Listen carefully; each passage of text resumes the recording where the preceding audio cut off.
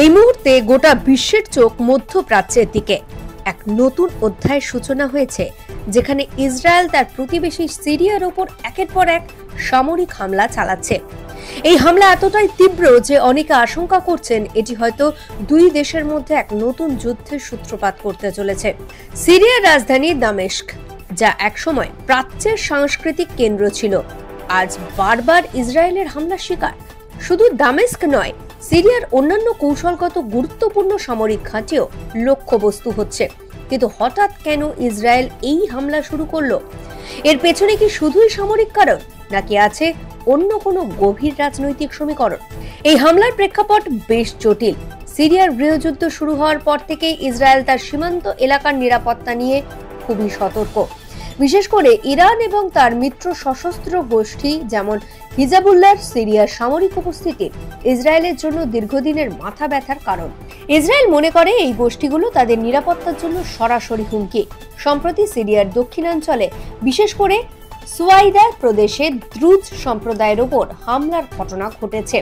দ্রুজরা একটি সংখ্যালঘু ধর্মীয় গোষ্ঠী, যাদের একটি বড় অংশ ইসরায়েলেও বসবাস করে এবং ইসরায়েলের সামরিক বাহিনীতে গুরুত্বপূর্ণ ভূমিকা পালন করে। ইসরায়েল দাবি করেছে যে তারা এই দ্রুজদের রক্ষা করার জন্য এবং তাদের উপর সিরীয় সরকারি বাহিনীর দমনপীড়ন বন্ধ করতে এই সামরিক অভিযান চালাচ্ছে। ইসরায়েলের এই হামলাকে শুধু একটি বিচ্ছিন্ন ঘটনা হিসেবে দেখলে ভুল হবে। এর পেছনে রয়েছে একাধিক কৌশলগত কারণ। প্রথমত, ইরানের প্রভাব কমানো। সিরিয়ার ইরানের সামরিক উপস্থিতি এবং লেবাননের হিজবুল্লাহকে সমর্থন করার বিষয়টি ইসরায়েলের জন্য একটি বড় নিরাপত্তা ঝুঁকি। ইসরায়েল দীর্ঘদিন ধরে সিরিয়া ইরানের অস্ত্র সরবরাহ এবং সামরিক ঘাঁটিগুলোকে লক্ষ্য করে হামলা চালিয়ে আসছে। সাম্প্রতিক হামলাগুলো সেই একই নীতির সম্প্রসারিত অংশ। দ্বিতীয়ত, দ্রুজ সম্প্রদায়ের সুরক্ষা। ইসরায়েলের অভ্যন্তরে বসবাসকারী দ্রুজরা দেশটির বিশ্বস্ত মিত্র। যখন সিরিয়ার অভ্যন্তরে তাদের স্বজাতিরা ঝুঁকির মুখে পড়েছে, তখন ইসরায়েল তাদের রক্ষার জন্য সামরিক পদক্ষেপ নেওয়াকে নৈতিক ও কৌশলগতভাবে জরুরি মনে করেছে। এটি ইসরায়েলের অভ্যন্তরীণ রাজনৈতিক সমর্থনের জন্য গুরুত্বপূর্ণ। বাশার আলী আসাদ সরকারের পতনের পর সিরিয়ায় ক্ষমতায় যে শূন্যতা সৃষ্টি হয়েছে তার সুযোগ নেওয়া।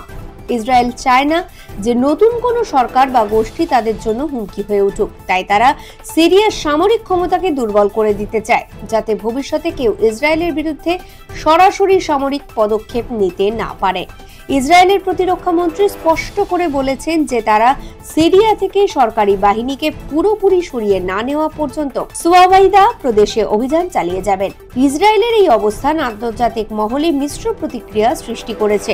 কেউ কেউ এই হামলাকে আগ্রাসন হিসেবে দেখছে, আবার কেউ একে ইসরায়েলের আত্মরক্ষার অধিকার হিসেবে বিবেচনা করছে। ইসরায়েলের এই হামলার তীব্র নিন্দা জানিয়েছে সিরিয়া। সিরিয়ার পররাষ্ট্র মন্ত্রণালয় এক বিবৃতিতে এই হামলাকে বিশ্বাসঘাতকতামূলক আগ্রাসন এবং আন্তর্জাতিক আইনের স্পষ্ট লঙ্ঘন হিসেবে আখ্যা দিয়েছে।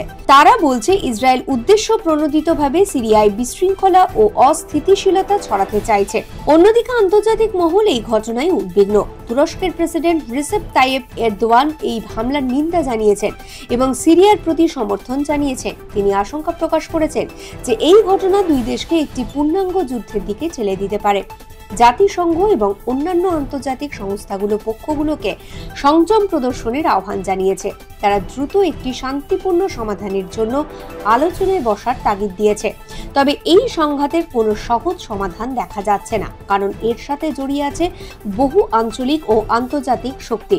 ইরান, রাশিয়া এবং অন্যান্য আঞ্চলিক দেশগুলোর ভূমিকাও এখানে গুরুত্বপূর্ণ। রাশিয়া সিরিয়ার বাশার আল আসাদ সরকারের প্রধান সমর্থক। এই পরিস্থিতিতে রাশিয়া যদি ইসরায়েলের বিরুদ্ধে কোনো কঠোর পদক্ষেপ নেয়, তাহলে তা একটি বড় আঞ্চলিক সংঘাতের জন্ম দিতে পারে। এই সংঘাতের ভবিষ্যৎ কি? এর পরিণতি কোথায় গিয়ে দাঁড়াবে?